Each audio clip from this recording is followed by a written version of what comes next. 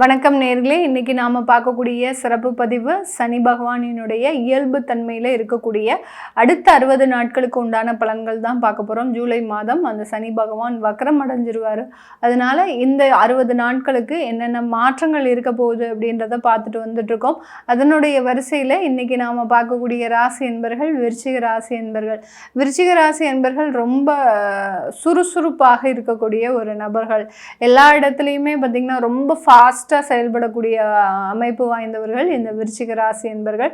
விருச்சிகம் அப்படின்னு சொன்னாலே பார்த்திங்கன்னா ஒரு இடத்துல மற்றவர்களை குற்றம் அதிகமாக கண்டுபிடிக்கக்கூடியவர்கள். நறுக்குன்னு பேசணும் அப்படின்னா இந்த விருச்சிக ராசி என்பர்களை கூட்டு போயிட்டீங்க அப்படின்னா நறுக்குன்னு பேசுவாங்க. அந்த அளவுக்கு அந்த வார்த்தைகளில் பார்த்திங்கன்னா ஒரு அதிகப்படியாக ஒரு கடும் சொற்களை யூஸ் பண்ணக்கூடியவர்கள் இந்த விருச்சிக ராசி என்பர்கள் தான். அந்த விருச்சிக ராசி என்பவர்களுக்கு வாழ்நாளில் நிறைய பெரிய சோகங்கள் அப்படின்றது இருக்கும். ஏன்னா காலபுருஷனுக்கு 8ஆம் இடம் சந்திரன் நீச்சம் அடைகிறதுனால இந்த இடத்துல பார்த்திங்கன்னா இருக்கக்கூடிய இந்த ராசி என்பர்களுக்கு எப்போதுமே லைஃப்பில் நிறைய சோகம் அப்படின்றது இருக்கும். சோகம் இல்லாட்டிலும் இவங்களே வரவழைச்சிப்பாங்க. அதுதான் இவர்களினுடைய ஸ்பெஷாலிட்டியே. இவங்க எங்கேயுமே போக மாட்டாங்க. இவர்களை தேடி பிரச்சனைகள் கூடி வரக்கூடிய ஒரு ராசி என்பர்கள். இவங்க சாதாரண ஒரு பஸ் ஸ்டாப்பில் நின்றுட்டு இருந்தால் கூட அங்கே யாராவது 2 பேர் சண்டை போட்டுட்ருப்பாங்க. அந்த மாதிரியாக ஒரு பஸ்ஸில் போகிறீங்க, ஒரு பிரயாணம் பண்ணுறீங்க, இல்லை ஒரு ட்ரெயினில் ட்ராவல் பண்ணுறீங்க, இல்லை ஃப்ளைட்லேயே ட்ராவல் பண்ணால் கூட அங்கே ஏதாவது ஒரு சின்ன சின்ன பிரச்சனைகள் இவங்க பார்க்காம வெளியில் வரவே மாட்டாங்க. அது மாதிரி இந்த பிரயாணங்கள்லாம் பார்த்திங்கன்னா இந்த விருச்சிக ராசி என்பர்களுக்கு எப்போதுமே ஒரு மனதில் ஒரு பெரிய அளவுக்கு துன்பத்தை கொடுக்கக்கூடிய ஒரு அமைப்பு அப்படின்றது இருக்கும். அதே மாதிரி இந்த விருச்சிக ராசி என்பர்கள் தன்னுடைய குடும்ப உறவுகள் மீதான சில விஷயங்களில் நம்பிக்கைத்தன்மை அப்படின்றது கிடையாது. யார்கிட்டையும் ரொம்ப பெரிய அளவுக்கு நம்பிக்கையும் வைக்க மாட்டாங்க. ஏன்னா வாழ்க்கையில் நிறைய அடிபட்டாச்சு. சின்ன வயசுல இருந்தே நிறைய அடிபட்டு வாங்கி அடுத்து பார்த்திங்கன்னா நிறைய பேரை நம்பி அவர்கள் மூலமாக ஏமாற்றம் அப்படின்றது இருந்ததுனால லைஃப்பில் நம்பிக்கை தன்மை அப்படின்றது அதிக அளவுக்கு இருக்காது. இந்த விருச்சிக ராசி பெண்களுக்கு பார்த்திங்கன்னா கர்ப்பப்பை சம்மந்தப்பட்ட சில பிரச்சனைகள் ட்ராவல் ஆகிக்கிட்டே இருக்கும். லைஃப் டைமாக ட்ராவல் ஆகிட்டே இருக்கும். அதற்குண்டான நெசசரி ட்ரீட்மெண்ட்ஸ் அப்படின்றது இந்த ராசி என்பர்கள் முழுமையாக எடுத்துக்கிட்டீங்க அப்படின்னா நல்லாயிருக்கும். மேக்சிமம் பெண்கள் பார்த்திங்கன்னா ஆண்களை விரும்பாத ஒரு நபர்களாக தான் இருப்பாங்க. விருச்சிக ராசி பெண்கள்கிட்ட போய் கேட்டிங்கன்னா ஆண்களை பற்றி ரொம்ப பெரிய அளவுக்கு நம்பிக்கை அப்படின்றதே இருக்காது. சில பெண்களுக்கு அவர்களுக்கு ஆண்கள் தான் அவர்களுக்கு உலகம் அப்படின்ற மாதிரியும் இருப்பாங்க. ஏன்னா இவர்களினுடைய சுய ஜாதகத்தை பொறுத்து அது மாறுபடும். அந்த நம்பிக்கை என்னைக்கு வருதோ அந்த நபர்கள் அந்த நம்பிக்கை வரக்கூடிய நேரத்தில் ஏமாற்றிட்டு போயிடுவாங்க. அதுதான் இந்த விருச்சிக ராசி என்பவர்களுக்கு உண்டான பெரிய ஒரு நெகட்டிவான ஒரு விஷயமே. இவர்களுக்கு 5ஆம் இடமான அந்த பூர்வ புண்ணிய ஸ்தானத்தில் சனி பகவான் இருக்கிறாரு. இந்த 5ஆம் இடம் அப்படின்னு சொல்கிறதே பார்த்திங்கன்னா ரொம்ப புண்ணியம் செய்தால் தான் இந்த 5ஆம் இடம் எப்போதுமே வேலை செய்யும்.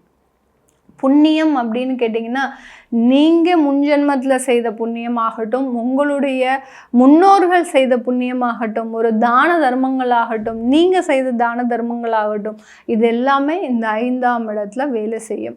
அதில் இப்போ இந்த பாவ கிரகம் அப்படின்னு சொல்லக்கூடிய நீதிகாரகன், ஒரு உண்மைக்காரகன் அந்த சனி பகவான் வந்திருக்கிறார். அவர் செயல்பட்டு இருக்கும்போது இந்த விருச்சிக ராசி என்பர்களுக்கு அதற்குண்டான சில விஷயங்களை நோக்கி தான் இவர்கள் பிரயாணம் செய்வாங்க. எப்போதுமே ஒரு பெரிய அளவுக்கு ஸ்பிரிச்சுவல் எனர்ஜி அப்படின்றது இந்த காலகட்டத்தில் இந்த 60 நாட்களில் முக்கியமாக இருக்கும். ஏன் அந்த மாதிரியான ஆன்மீக விஷயங்கள் இவர்கள் அதிகப்படியாக நாட்டம் செய்கிறாங்க அப்படின்னா ஒரு கர்மகாரகன் அந்த சனி பகவான் 5ஆம் இடத்துல இருக்கும்போது நிறைய விஷயங்களில் தானமாக கொடுக்கறதுக்கு தான் இவங்களுடைய எண்ணங்கள் இருக்கும். ஒரு 4 பேர் நல்லா இருந்தால் இவர்களுக்கு ரொம்ப மகிழ்ச்சியாக இருக்கக்கூடிய ஒரு தருணமாக இருக்கும். அதுதான் இந்த 60 நாட்களில் நடக்க போது. அதை தான் இந்த விருச்சிக ராசி அன்பர்களும் செய்யக்கூடிய ஒரு அமைப்பாக இருக்கும்.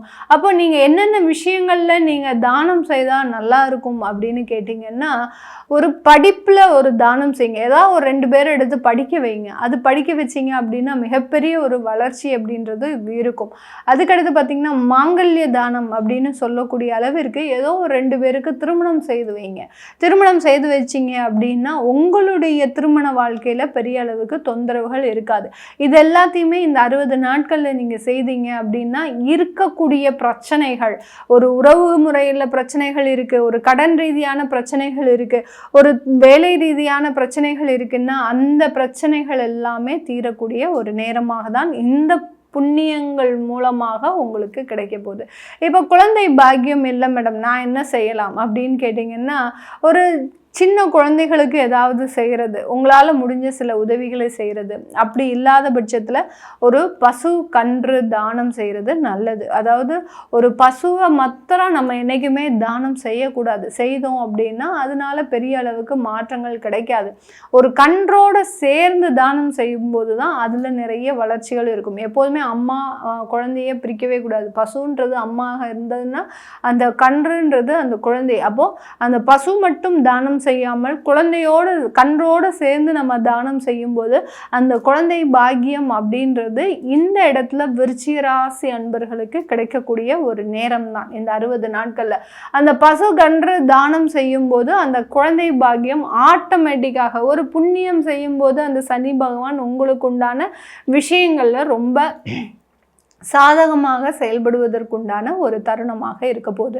இந்த ராசியில் இருக்கக்கூடிய நட்சத்திர அன்பர்கள் விசாகம் நட்சத்திர அன்பர்கள். முதல் நட்சத்திரமே பார்த்திங்கன்னா விசாகம் நட்சத்திர அன்பர்கள். இந்த விசாக நட்சத்திர அன்பர்களுக்கு இந்த காலகட்டம் வேலை ரீதியான சில உளைச்சல்கள், அதாவது வேலையை விடக்கூடிய அளவுக்கு நெருக்கடி வரும். விடக்கூடாது. விட்டுட்டீங்க அப்படின்னா அப்புறம் வேலை கிடைக்கிறது ஒரு 5 மாதம் ஆகிடும். அந்த அளவுக்கு வேலை ரீதியான நெருக்கடிகள் வரப்போகுது. அதை சமாளித்து நீங்கள் கொண்டு போகணும்.